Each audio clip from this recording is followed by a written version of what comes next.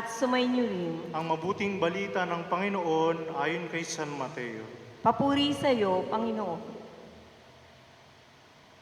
Noong panahong iyon, may mga Pariseyong lumapit kay Jesus at tinangkang siluin siya sa pamamagitan ng tanong na ito.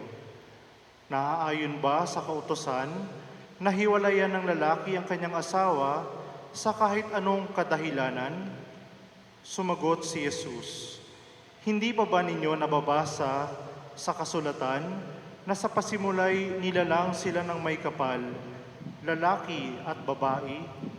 At sinabi, dahil dito, iiwan ng lalaki ang kanyang ama at ina at magsasama sila ng kanyang asawa at sila'y magiging isa, kaya't hindi na sila dalawa, kundi isa.